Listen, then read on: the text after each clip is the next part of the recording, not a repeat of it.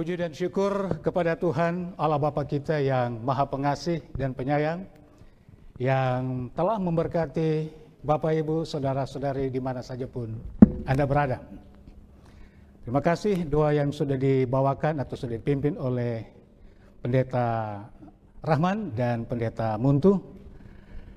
Bapak Ibu yang dikasihi oleh Yesus Kristus, saya mau menyampaikan terima kasih kepada kita semua dan juga apresiasi di mana kita boleh berbakti bersama-sama walau lewat streaming media sosial Facebook, dan saudara-saudara di rumah, kami ada di tempat ini di studio. Nah, harapan kami walau dalam keterbatasan ini tidak mengurangi sukacita, sukacita kita berbakti menyembah Tuhan dalam satu seri pembahasan firman Allah dengan tema Saat Teduh bersama Allah. Nah, kita pada saat ini berada pada pembahasan yang ketiga, di mana kemarin pagi hamba Tuhan Pendeta Samuel Yotam Bidosano sudah menyampaikan firman Tuhan tentang Alkitab, dan petang hari Pendeta Frankie Sepang telah menyampaikan firman Tuhan, yaitu Yesus Kristus. Ya, Yesus Kristus yang Allah yang datang ke dunia untuk menyelamatkan kita orang berdosa. Jadi Yesus yang 100% adalah Allah dan manusia, dia datang menyelamatkan umat manusia berdosa ini.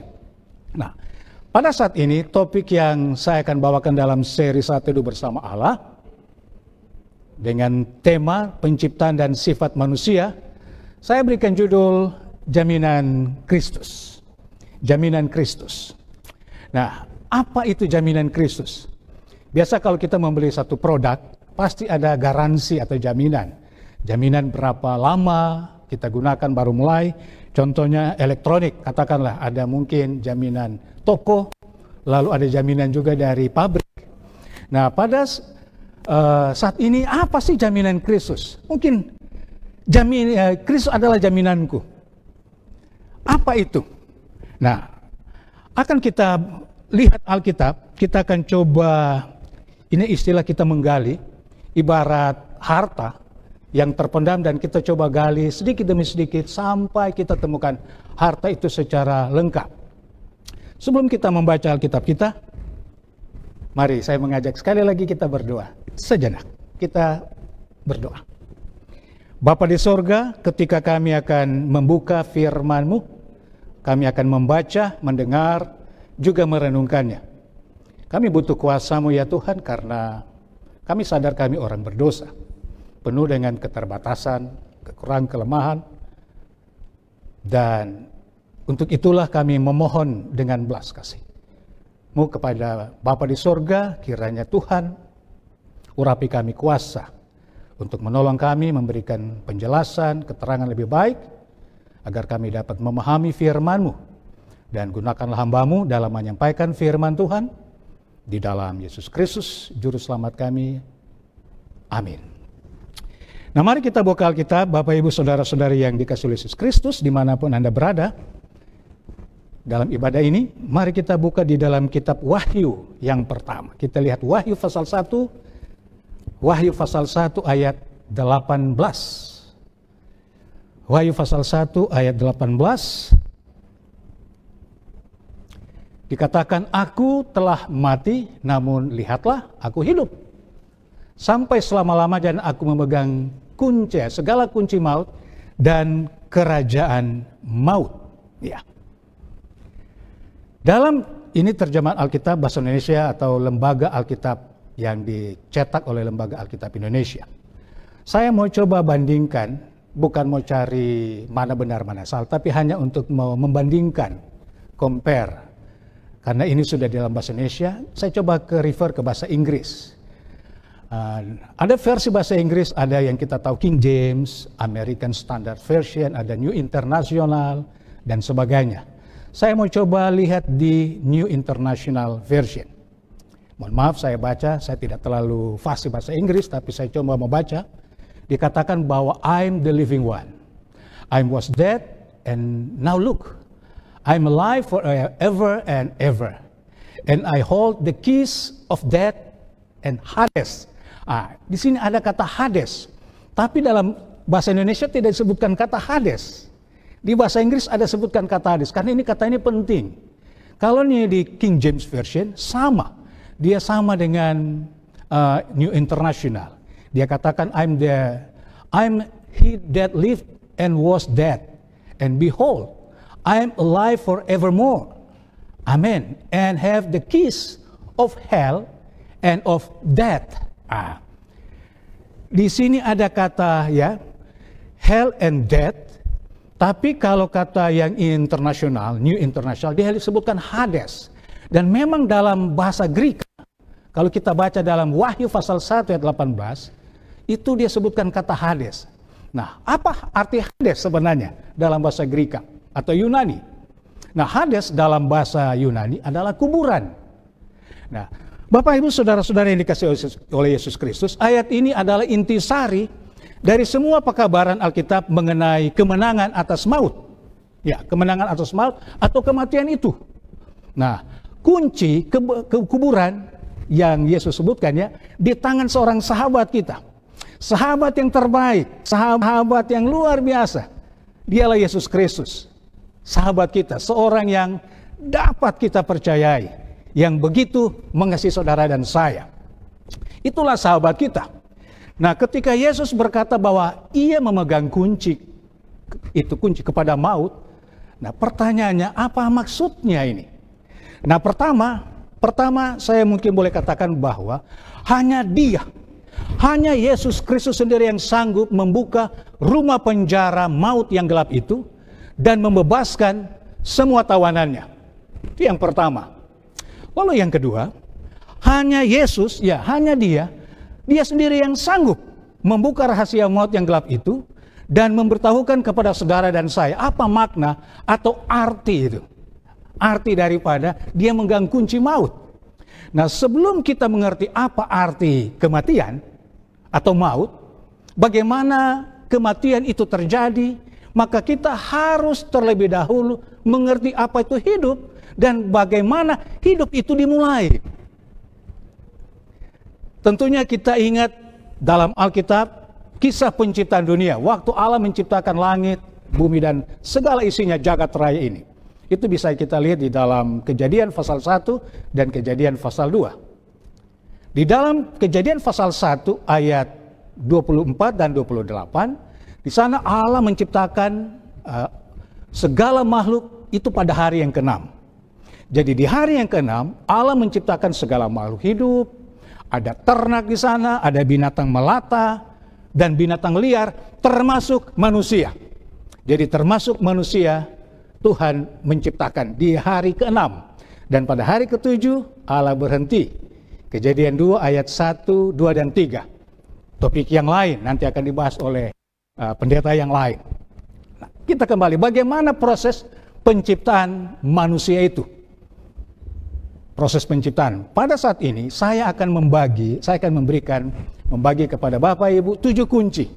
Kan Yesus yang pegang kunci, maka ada 7 kunci yang akan coba kita lihat pada kesempatan ini ketika kita menggali harta ini firman Tuhan. Bagaimana proses penciptaan manusia? Di dalam Kejadian pasal 2 ayat 7, mari kita baca.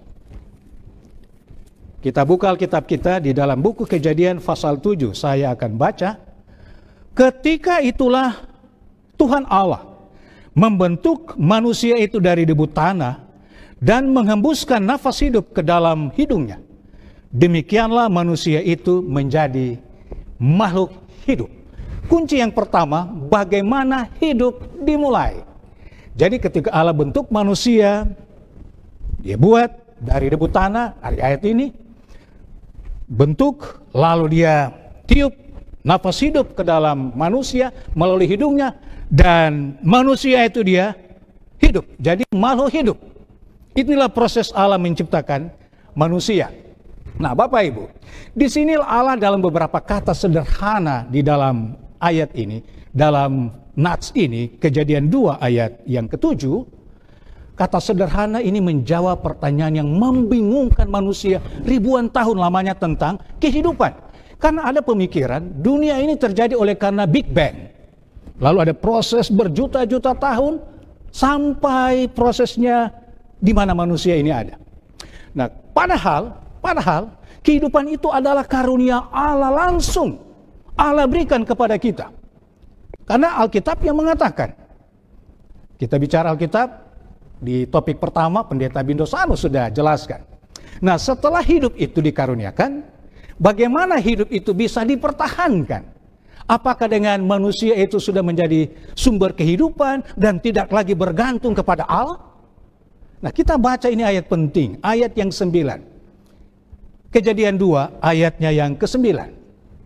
Mari kita baca Kejadian 2 ayat 9. Lalu Tuhan Allah menumbuhkan berbagai pohon dari bumi yang menarik dan yang baik untuk dimakan buahnya.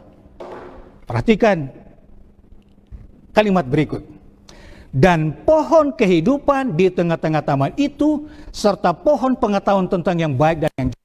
Berarti ada dua jenis, ada dua pohon. Pohon kehidupan di tengah-tengah taman itu serta pohon pengetahuan yang baik dan jahat.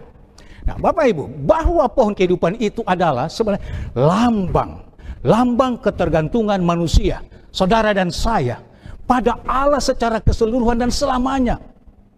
Dan inilah peringatan yang kekal bahwa manusia itu tidak memiliki hidup. Manusia itu tidak memiliki hidup dalam dirinya. Seperti saya ini. Hidupnya itu tergantung pada penurutan. Penurutannya kepada Tuhan. Jika dia terputus dari fasilitas pohon pemberi hidup itu, maka hidupnya akan berhenti. Jadi disinilah kuncinya atau rahasianya. Penurutan.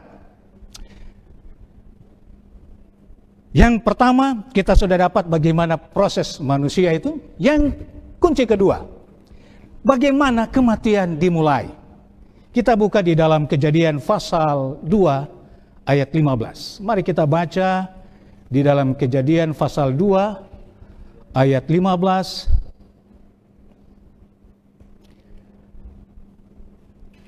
Dan saya baca, Tuhan Allah mengambil manusia itu dan menempatkannya dalam Taman Eden untuk mengusahakan dan memelihara taman itu. Lalu Tuhan Allah memberi perintah itu kepada manusia, semua pohon dalam taman ini boleh kau makan buahnya dengan bebas. Ya. Ayat 15 sekali lagi, Tuhan Allah mengambil manusia itu dan menempatkannya dalam Taman Eden untuk mengusahakan dan memelihara. Nah, ayat yang ke-16 yang sudah saya bacakan juga, lalu Allah beri perintah bahwa semua pohon dalam taman ini boleh kau makan bebas, ya, buahnya dengan bebas, bisa. Ayat 17, tetapi, ya, sekarang coba kita perhatikan ayat 17. Tetapi pohon pengetahuan baik dan yang jahat itu, janganlah kau makan buahnya, sebab pada hari engkau memakannya, pastilah engkau mati. Mari kita cermati kalimat-kalimat ini. Pertama kali dalam Alkitab menyebutkan tentang mati atau kematian. Nah, Bapak Ibu saudara-saudara yang dikasihi oleh Yesus Kristus, peringatan Allah ini adalah rahasia yang sangat membingungkan bagi Adam dan Hawa. Ya, mereka sudah hidup, tapi ada kalimat mati. Ya, mereka bingung, apa ini mati? Yang tadinya harus ada hidup, tapi sekarang ada kata kematian. Kata kematian. Coba kita baca Kejadian pasal 3 ayat 1 sampai 4. Kejadian pasal 3 ayat 1 sampai 4. Adapun perikopnya manusia jatuh dalam dosa. Adapun ular ialah yang paling cerdik dari segala binatang di darat yang dijadikan oleh Tuhan Allah. Ular itu berkata kepada perempuan itu, tentulah Allah berfirman, semua pohon dalam taman ini jangan kamu makan buahnya, bukan? Tapi kalau kita baca pasal selanjutnya, Tuhan bilang semua boleh makan bebas. Kecuali satu pohon, pengetahuan dan baik dan jahat. Dan juga ada pohon kehidupan tadi. Bisa. Jadi tidak boleh adalah pohon pengetahuan baik dan jahat. Tapi setan katakan begini, ini ular berbicara melalui setan. Tentulah Allah berfirman semua pohon dalam taman ini jangan kamu makan buahnya, bukan?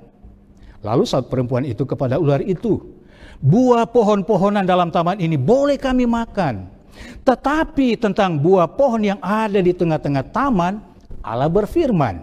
Ya, Allah berfirman, jangan kamu makan ataupun raba buah itu, nanti kamu mati. Tetapi ular itu berkata kepada perempuan itu, sekali-kali kamu tidak akan mati. Ada dua penipuan setan. Ya, saya boleh katakan di sini, setan menipu Hawa, Adam dan Hawa dengan kalimat-kalimat. Pertama Tuhan katakan, semua buah dalam pohon ini boleh. Tapi kecuali yang satu, pengetahuan baik dan jahat. Tapi setan bilang, semua tidak boleh. Kemudian ayat yang berikut, ayat 4, tetapi ular itu berkata kepada perempuan itu, sekali-kali kamu tidak akan mati. Tapi Allah tadi bilang mati, itu tadi yang membingungkan. Ada kehidupan, tapi kenapa Tuhan katakan ada kematian? Nah sekarang di sini setan bilang, enggak mau mati. Inilah tipu muslihat daripada ular, ya, setan melalui ular. Lalu ayat kelima kita dapati bahwa perempuan melihat buah itu baik dan dimakan, memberikan pengertian. Jadi dia ambil, dia makan, dia berikan kepada suaminya untuk memakan. Nah Bapak Ibu, disinilah manusia percaya kepada kebohongan setan. Dan sampai sekarang, kebohongan setan dan mereka tidak lagi menurut Allah. Kejadian pasal 3 ayat 17-24, ini kalau kita baca ini akhirnya kesusahan, kesusahan dan penderitaan menjalani hidup. Kenapa? Konsekuensi buruk dari ketidaktaatan Adam dan Hawa, maka pemisahan dari pohon kehidupan. Pemisahan dari pohon kehidupan. Nah Roma 5 ayat 12 mengatakan sebab itu sama seperti dosa telah masuk ke dalam dunia oleh satu orang, dan oleh dosa itu juga maut. Demikianlah maut itu telah menjalar kepada semua orang. Karena semua orang telah berbuat dosa. Saya sudah berbuat dosa, Bapak Ibu kita semua sudah berbuat dosa. Alkitab mengatakan. Itulah kunci kedua. Kehidupan mulai, dan setelah itu bagaimana kehidupan mulai, dan kunci kedua adalah bagaimana kematian mulai. Kunci yang ketiga. Kita buka Alkitab kita di dalam Kejadian pasal 3. Kunci yang ketiga, kunci maut yang Yesus pegang. Apa itu? Bagaimana tubuh setelah kematian? Inilah pertanyaannya. Kita buka di dalam Kejadian pasal 3 ayat 19. Kejadian 3 ayat 19. Dengan berpeluh engkau akan mencari makananmu sampai engkau kembali lagi menjadi tanah. Karena dari situlah engkau diambil. Sebab engkau debu dan engkau akan kembali menjadi debu. Kalau kita baca ayat ini, cukup jelas, saya pikir tanpa penafsiran atau penjelasan, karena sudah terurai, ya, sudah jelaskan di sini, tidak ada unsur keserasian boleh saya katakan, dan semua pengalaman manusia membuktikan sebutan Alkitab yang sederhana ini. Kita dari tanah, dari penciptaan tadi, Kejadian 2 ayat 7, Allah bentuk, berikan nafas hidup, dia tiup, manusia hidup. Nah, dia bilang ayat 19, dengan berpeluh engkau akan mencari makananmu sampai kembali menjadi tanah, menjadi debu. Karena dari situ engkau diambil.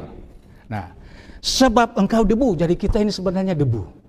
Tubuh ini, kalau tanpa kehidupan, nafas hidup, debu. Ya, mohon maaf kalau kita cium ini, ya inilah bau tanah ini. Orang ini sebenarnya mengakui kita ini bau tanah. Jadi sudah cukup jelas bagaimana ini soal kunci yang ketiga, yaitu bagaimana tubuh setelah kematian. Sekarang saya pindah ke kunci yang keempat. Ada 7 kunci, kita sudah berada di kunci keempat. Kunci keempat, Alkitab mengatakan, mari kita buka di dalam Pengkhotbah pasal 12. Kita buka Alkitab kita di dalam Pengkhotbah pasal 12. Firman Tuhan mengatakan, ya, ayatnya yang ke-7. Kita buka Alkitab kita di dalam Pengkhotbah pasal 12 ayat 7. Firman Tuhan mengatakan, dan debu kembali menjadi tanah seperti semula, dan roh. Ya, Tolong perhatikan baik-baik. Dan debu kembali menjadi tanah seperti semula, dan roh kembali kepada Allah yang mengaruniakan. Kunci keempat saya boleh sebutkan ini adalah bagaimanakah dengan roh setelah kematian itu. Ayat ini tidak mengatakan, tolong perhatikan baik-baik ya, ayat 7 ini, ke Pengkhotbah 2 ayat 7. Saya baca sekali lagi, dan debu kembali menjadi tanah seperti semula, dan roh kembali kepada Allah yang mengaruniakannya. Ayat ini tidak mengatakan bahwa roh orang baik, kalau perhatikan, bahwa tidak ada bahwa roh orang baik kembali kepada Allah. Tidak. Pada waktu mati, ya tidak. Tidak dibedakan antara roh, ya tidak dibedakan antara roh orang baik dan roh orang jahat pada waktu kematian. Kalau menurut Alkitab dalam Pengkhotbah pasal 12 ya, ayat 7. Ayat ini ya, menurut ayat ini bahwa semua orang kembali, roh semua orang kembali kepada Allah pada waktu kematian. Nah, pertanyaan, apa sebenarnya itu roh? Dalam Alkitab dia berikan jawaban. Jadi semua ini pertanyaan timbul, Alkitablah jawabannya. Nah, menurut Alkitab, roh adalah dasar kehidupan atau nafas kehidupan yang dikaruniakan Allah kepada manusia. Itu tadi kita sudah baca pertama, Kejadian 2 ayat 7, dan juga kepada binatang. Kita bisa dapatkan referensinya, firman Tuhan mengatakan dalam Kejadian pasal 7 ayat 15, ayat 21 dan 22. Jadi roh ini adalah dasar kehidupan. Nah, kata Ibrani, karena ini perjanjian lama, kata Ibrani, kita perjanjian lama kan sebagian besar ditulis dalam bahasa Ibrani, ya, bahasa Ibrani dan juga sebagian kecil Aramaik atau Aram. Nafas ini, kata Ibrani yang umum adalah artinya ruah. Ruah yang diterjemahkan roh. Ayat itu saudara bisa lihat, mungkin bisa tulis kalau saudara penulis. Tulis itu nanti baca setelah acara ini. Di dalam Ayub 33 ayat 4 dan 34 ayat 14. Di mana roh dan nafas digunakan itu secara bergantian. Secara bergantian. Mari coba kita baca Pengkhotbah pasal 3. Selanjutnya kita baca Pengkhotbah pasal 3. Pengkhotbah pasal 3 ayat 19. Pengkhotbah pasal 3 ayat 19 sampai 21. Firman Tuhan mengatakan begini. Karena nasib manusia adalah sama dengan nasib binatang. Saya ulangi, karena nasib manusia adalah sama dengan nasib binatang. Nasib yang sama menimpa mereka. Sebagaimana yang satu mati, demikian juga yang lain. Kedua-duanya mempunyai nafas yang sama. Dan manusia tak mempunyai kelebihan atas binatang. Karena segala sesuatu adalah sia-sia. Kedua-duanya menuju satu tempat. Kedua-duanya terjadi dari debu dan kedua-duanya kembali kepada debu. Siapakah yang mengetahui apakah nafas manusia naik ke atas dan nafas binatang turun ke bawah bumi? Aku ya sampai di situ. Saya pikir jadi tidak ada yang dibedakan kalau mau lihat. Manusia dan binatang sama nasibnya. Roh atas nafas kehidupan adalah karunia Allah yang sama-sama dinikmati oleh manusia, saudara dan saya, dan juga hewan. Hewan yang mungkin penciptanya lebih rendah dari manusia. Jadi dalam hal ini manusia tidak ada kelebihannya dari hewan. Tidak ada kalau dalam posisi ini. Mungkin perbedaannya waktu diciptakan. Tapi prosesnya sama. Roh atau nafas kehidupan itu milik Tuhan. Allah yang berikan. Mari di dalam Ayub pasal 27 ayat 3. Kita baca Ayub 27 ayat 3. Ayub 27 ayat 3 mengatakan, selama nafasku masih ada padaku, dan roh Allah masih di dalam lubang hidungku. Lubang hidung saudara dan saya. Seperti kata Ayub. Mazmur 146 ayat 3 dan 4. Apa yang firman Tuhan katakan? Mazmur 146 ayat 3 dan 4. Janganlah percaya kepada para bangsawan, kepada anak manusia yang tidak dapat memberikan keselamatan. Apabila nyawanya melayang, ia kembali ke tanah. Pada hari itu juga lenyaplah maksudnya. Jadi Menurut ayat ini, kematian itu adalah proses perpisahan nafas kehidupan dari tubuh yang lawannya adalah proses yang Allah memberikan hidup kepada manusia pada permulaan hidupnya. Coba kita lihat firman di dalam Yakobus pasal 2 ayat 26. Mari coba kita lihat Alkitab kita di dalam Yakobus pasal 2 ayat 26. Apa firman Tuhan mengatakan di sana? Yakobus pasal 2 ayat 26. Sebab seperti tubuh tanpa roh adalah mati. Ya, tubuh tanpa roh adalah mati. Nah, fakta yang lebih jauh dan lebih berarti yang perlu kita perhatikan di sini adalah karena hidup dan kesadaran itu adalah hasil persenyawaan antara roh, nafas hidup, dan tubuh ini yang dari debu. Jadi ada persenyawaan, penyatuan di sana. Alkitab tidak pernah menyarankan atau memberikan informasi. Ini jelas. Saya mau katakan, Alkitab tidak pernah memberikan informasi bahwa jiwa kehidupan kedua ada atau pusat kesadaran yang terpisah yang dapat menikmati keberadaan di dalam diri walaupun terpisah dari tubuh. Tidak. Alkitab tidak memberikan informasi itu. Tidak pernah.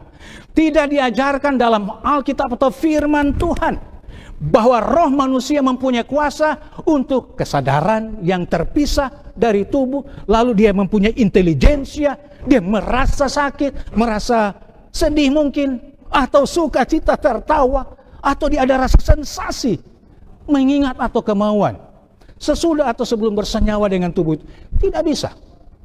Pengetahuan atas fakta ini akan menolong saudara dan saya menyelamatkan kita dari kekacauan yang besar. Ya, ini akan menolong kita dari kekacauan yang besar. Jadi sudah cukup jelas. Makhluk hidup, nafas hidup dari Allah dan tanah, nah itulah. Tapi setelah dia terpisah, tidak ada lagi perasaannya. Demikianlah kunci keempat, bagaimanakah roh setelah kematian. Kita pindah ke kunci yang kelima. Bagaimana jiwa sesudah kematian? Ini pertanyaan penting yang di zaman sekarang ini kita harus perhatikan baik-baik. Iya. Yang kelima, bagaimana jiwa sesudah kematian? Kita baca di dalam, kita refer kembali kepada Kejadian pasal 2 ayat 7. Mungkin kita baca sekali lagi supaya kita masih boleh ingat. Kejadian 2 ayat 7. Ketika itulah Tuhan Allah membentuk manusia itu dari debu tanah dan menghembuskan nafas hidup ke dalam hidungnya. Demikianlah manusia itu menjadi makhluk hidup. Allah membentuk manusia itu dari debu tanah dan menghembuskan nafas hidup ke dalam hidungnya. Jadi ini nafas hidup Allah yang punya. Demikianlah makhluk manusia itu menjadi makhluk hidup. Nah, sebagai hasil penyatuan, atau saya boleh ibaratkan, saya boleh kalimat kata sebutkan persenyawaan. Ya, persenyawaan antara nafas kehidupan dengan tubuh manusia menjadi satu jiwa yang hidup. Jadi ketika orang sensus, makhluk hidup seperti ini masih bergerak. Kalau dia sudah dikubur, tidak bisa kita sebutkan makhluk hidup. Ayat ini tidak menyebutkan bahwa manusia itu diberikan satu jiwa. Tidak. Kita baca tadi, Kejadian pasal 2 ayat 7. Dia tidak berikan satu jiwa atau ia memiliki jiwa. Tetapi itu suatu jiwa. Ketika kehidupan, itulah jiwa. Makanya kalau ada sensus cacah jiwa, artinya orangnya hidup. Tapi kalau orang yang mati tidak mungkin. Orang mau cacah orang sensus penduduk yang sudah mati. Lalu pertanyaan, apakah arti jiwa yang hidup? Jawabannya Alkitab. Menurut Alkitab, suatu jiwa yang hidup adalah suatu makhluk yang hidup. Yang mana seseorang yang memiliki kesadaran atau memiliki kepribadian. Itu kita bisa lihat di dalam, boleh dicatat dalam Kejadian 12 ayat 5 dan juga Kejadian 36 ayat 6. Serta buku Imamat pasal 4 ayat 2. Di mana istilah jiwa itu mengartikan manusia, saudara dan saya. Ya, diartikan manusia, saudara dan saya. Dapat kita bandingkan dengan Matius pasal 16. Kita bisa lihat di dalam Matius pasal 16.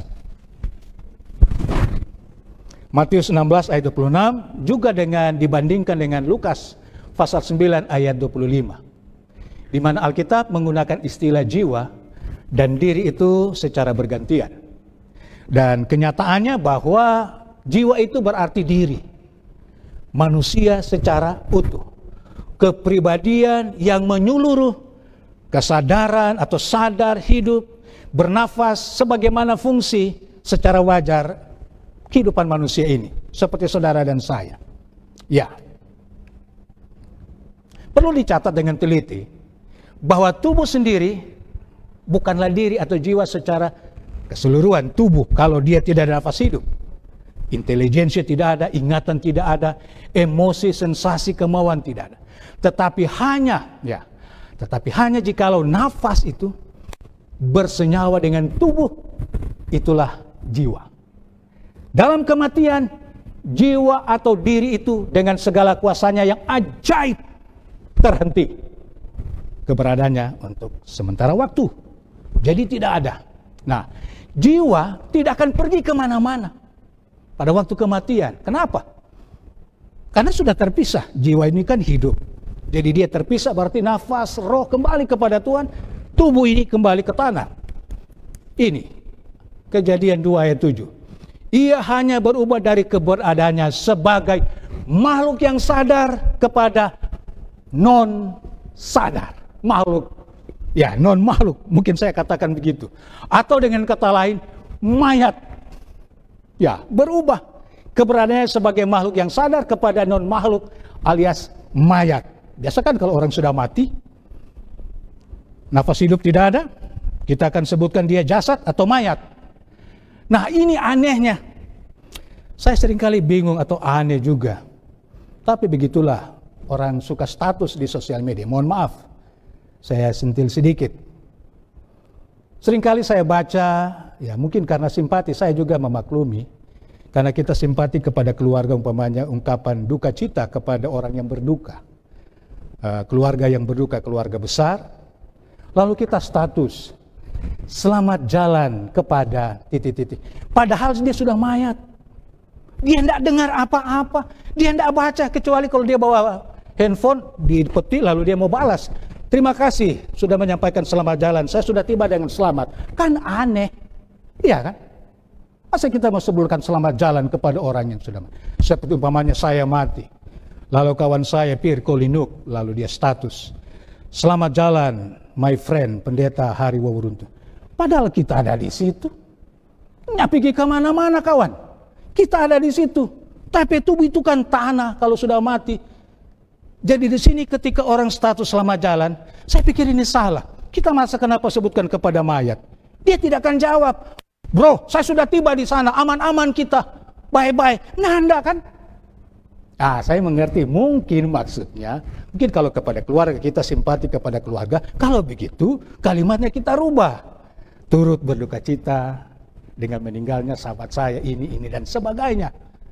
Dan disinilah ini, saya boleh katakan, inilah penipuan setan yang masih terbawa sampai sekarang. Selamat jalan kepada orang mati. Aneh. Dan itulah yang setan bilang, kamu tidak akan mati. Padahal Tuhan bilang kalau kamu makan, mati. Tapi setan bilang, enggak. Sampai terbawa saat ini. Ya mohon maaf. Saya bukan mau menyinggung. Tapi fakta Alkitab jelas. Fakta Alkitab jelas.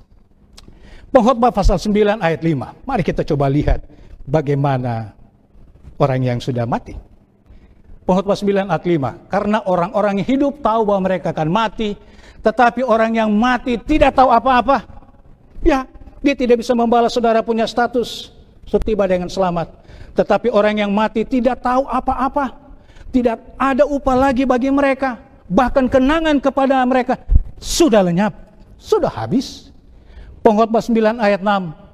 Baik kasih mereka maupun kebencian dan kecemburuan mereka sudah lama hilang. Dan untuk selama-lamanya tidak ada lagi kebahagiaan mereka dalam sesuatu yang terjadi di bawah matahari.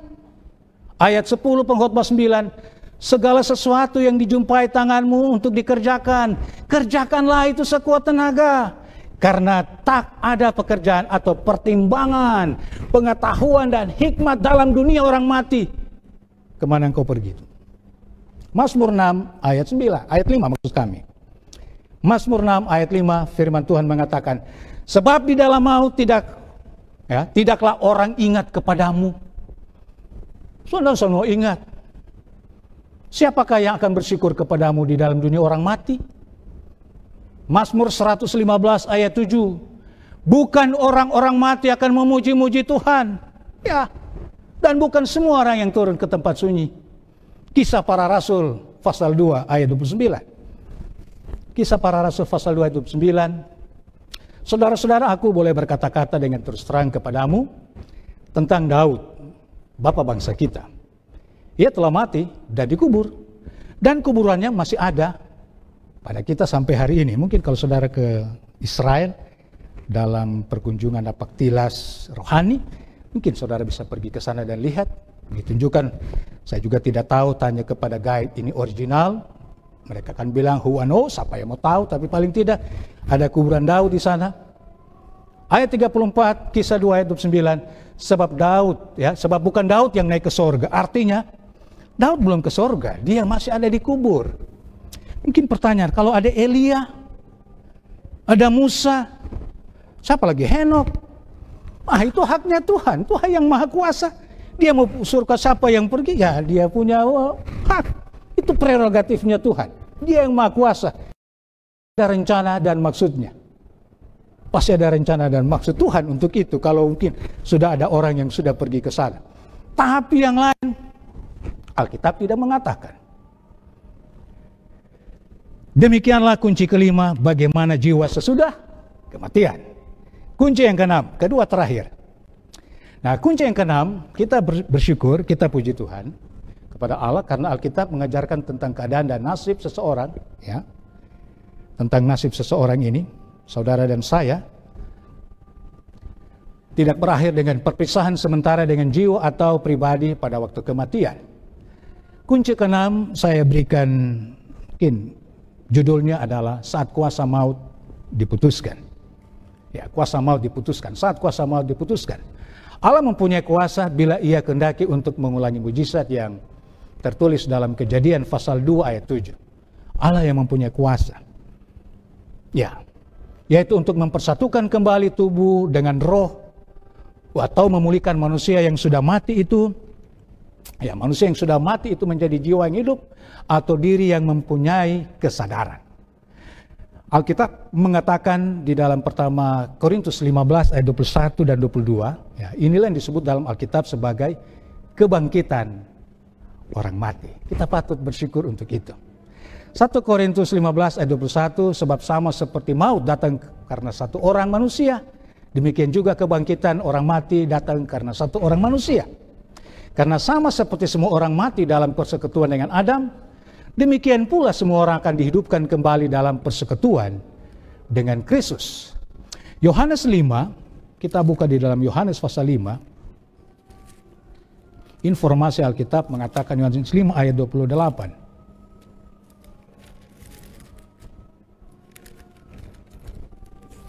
Yohanes 5 ayat 28 dan 29. Janganlah kamu heran akan hal itu, sebab saatnya akan tiba bahwa semua orang yang di dalam kuburan akan mendengar suaranya. Puji Tuhan. Dan mereka yang telah berbuat baik akan keluar dan bangkit untuk hidup yang kekal. Tetapi mereka yang telah berbuat jahat akan bangkit untuk dihukum. Berarti ada dua kebangkitan. Kebangkitan orang benar dan kebangkitan orang jahat. Ya, kebangkitan orang benar dan orang jahat. Apabila dia mabuk, mohon maaf, bawa motor, lalu dia mati. Banyak orang bilang, ya mati di dalam Tuhan, tapi dalam kemabukan. Atau mungkin dia pencuri, dia merampok, bawa mobil, motor, merampok, tiba-tiba lalu dia ditabrak dan mati. Dia percaya kepada Tuhan, tapi dia mati dalam pelanggaran. Apakah dia akan, memang soal keselamatan urusannya Allah, tapi perlu diingat, Ada yang bangkit untuk hidup kekal, ada untuk dihukum. Menurut Yohanes pasal 5 ayat 29. Mereka yang telah berbuat baik akan keluar dan bangkit untuk hidup yang kekal, tetapi mereka yang telah berbuat jahat akan bangkit untuk dihukum. Kalau kita mati di dalam Tuhan, walaupun dalam tanda petik baru selesai melanggar, mungkin mencuri, merampok, masa Tuhan pelanggar? Ini kan perlu direnungkan. Masa Tuhan perampok, pelanggar? Berarti dia mati untuk, saya boleh katakan, dalam kejahatan. Coba mari kita baca dalam 1 Korintus 15. Ayat lain yang coba kita lihat, 1 Korintus pasal 15. Ya, 1 Korintus 15 ayat 51 sampai 55. Sesungguhnya aku menyatakan kepadamu suatu rahasia, kita tidak akan mati semuanya, tetapi kita semuanya akan diubah dalam sekejap mata pada waktu bunyi nafir yang terakhir, sebab nafir akan berbunyi dan orang-orang mati akan dibangkitkan dalam keadaan yang tidak dapat binasa, dan kita semua akan diubah. Karena yang dapat binasa ini harus mengenakan yang tidak dapat binasa, dan yang dapat mati ini harus mengenakan yang tidak dapat mati. Dan sesudah yang dapat binasa ini mengenakan yang tidak dapat binasa, dan yang dapat mati ini mengenakan yang tidak dapat mati, maka akan genaplah firman Tuhan yang tertulis, maut telah ditelan dalam kemenangan. Sesungguhnya ya, Tuhan menyatakan suatu rahasia kepada kita. Kita bersyukur untuk itu. Dan mari coba kita lihat lagi, kiranya apa yang saya baca bisa saudara pahami. Dan mari coba kita lihat di dalam 1 Tesalonika pasal 4 ayat 16 sampai 18. Saya akan baca juga ini dalam 1 Tesalonika pasal 4 ayat 16 sampai 18. Sebab pada waktu tanda diberi, yaitu pada waktu penghulu malaikat berseru dan sangkakala Allah berbunyi, maka Tuhan sendiri akan turun dari sorga, dan mereka yang mati dalam Kristus akan lebih dahulu bangkit. Ya, mereka yang mati di dalam Kristus akan lebih dahulu bangkit. Berarti yang tidak di dalam Kristus belum. Sesudah itu kita yang hidup, yang masih tinggal, akan diangkat bersama-sama dengan mereka dalam awan menyongsong Tuhan di angkasa. Demikianlah kita akan selama-lamanya bersama-sama dengan Tuhan. Karena itu hiburkanlah seorang akan yang lain dengan perkataan ini. Nah, Bapak Ibu saudara-saudara yang dikasihi oleh Yesus Kristus, inilah rahasianya, kunci yang keenam yang sudah saya sebutkan tadi, yaitu saat kuasa maut diputuskan. Kita pindah pada kunci yang terakhir, yang ketujuh, di dalam Kisah Para Rasul pasal 7 ayat 60. Kunci yang terakhir, Kisah Para Rasul pasal yang ketujuh, ayatnya yang ke-60. Saya akan bacakan. Sambil berlutut ia berseru dengan suara nyaring, ya, Tuhan, janganlah tanggungkan dosa ini kepada mereka. Dan dengan perkataan itu meninggallah ia. Saya mungkin kasih ayat ke-7, kunci 7, namanya, apakah artinya kematian bagi orang Kristen? Apa arti kematian bagi orang Kristen yang percaya kepada Kristus? Ya, orang-orang yang percaya kepada Kristus. Saya sudah baca tadi Kisah 7 ayat 60. Dan dengan perkataan itu meninggallah ia. Mungkin saya mau coba pindah Alkitab atau terjemahan versi yang lain. Versi American Standard Version. Mohon maaf. American Standard Version. Apa disebutkan? Saya baca ayatnya. And he kneeled down and cried with a loud voice, Lord, lay not this sin to their charge. And when he has said this, he fell asleep. Alkitab di sini mengatakan he fell asleep. Jadi bagaimana? Apa maksudnya kalau he fell asleep? Kalau kita tahu biasanya, apa arti kematian bagi orang Kristen? Apa arti kematian bagi saudara dan saya? Alkitab mengatakan, mungkin dalam bahasa Indonesia, lembaga Alkitab menyebutkan meninggal. Tapi Amerikan dia sebutkan tidur. Mungkin kita ingat peristiwa Yesus selalu pergi ke Betania. Ada orang yang selalu dia pergi, keluarga di sana adalah Marta, ada Maria, dan sahabat mereka, Lazarus. Ada peristiwa ketika Lazarus sudah mati ya, keluarganya. Kita tahu bahwa kesedihan daripada keluarga Marta dan Maria. Ceritanya ya kita tahu ya. Akhirnya Yesus bilang, oh dia bukan mati. Dia tidur. Ya dia tidur. Jadi kematian bagi saudara dan saya bagi orang Kristen, tidur. Itu juga dalam King James, dia sebutkan sama. King James Version dia sebutkan begini. And when he said this, he fell asleep. Dia tidur. Jadi yang pertama, kematian bagi orang Kristen, tidur. Yang kedua, Mazmur 23 ayat 4. Kita baca Mazmur 23 ayat 4. Sekalipun aku berjalan dalam lembah kekelaman, aku tidak takut bahaya. Sebab engkau besertaku, gadamu dan tongkatmu, itulah yang menghibur aku. Ada kata di sini yang saya mungkin mau refer lagi, mohon maaf ke bahasa Inggris. Dia sebutkan begini. Ini King James, versi King James. Mohon maaf saya selalu pakai. Karena perlu kita menyelidiki Alkitab, tidak harus terpaku ke bahasa Indonesia saja. Kita perlu ke bahasa Inggris, bahasa aslinya, Greka atau Ibrani. Dia sebutkan begini, though I walk through the valley of the shadow of death. Perhatikan baik-baik. Though I walk through the valley of the shadow of death. Walaupun aku berjalan melalui lembah bayangan kematian. Bayangan, dia ada sebutkan shadow. Jadi bagi orang Kristen, kematian itu hanya bayangan. Pertama tidur, kedua bayangan. Lalu yang ketiga, terakhir, 1 Korintus 15 ayat 55. Kita baca ini, 1 Korintus 15 ayat 55. Hai maut, di manakah kemenanganmu? Hai maut, di manakah sengatmu? Yang ketiga, saya boleh katakan, musuh yang sengatnya sudah dipatahkan. Jadi bagi orang Kristen kematian itu tidur, pertama, kedua bayangan, dan musuh yang sengatnya sudah dipatahkan. Sudah dikalahkan. Kesimpulan pekabaran pada malam hari ini, Bapak Ibu, saudara-saudara yang kekasih dalam Yesus Kristus. Dari 7 kunci yang saya sudah jelaskan, saya masuk kesimpulan di dalam Roma pasal 8. Roma pasal 8, kita baca Roma pasal 8 ayat 38 dan 39. Roma pasal 8 ayat 38 dan 39. Sebab itu aku yakin bahwa baik maut maupun hidup, baik malaikat-malaikat maupun pemerintah-pemerintah, baik yang ada sekarang maupun yang akan datang, atau kuasa-kuasa, baik yang di atas maupun yang di bawah, ataupun sesuatu makhluk lain, tidak akan dapat memisahkan kita dari kasih Allah yang ada dalam Kristus Yesus, Tuhan kita.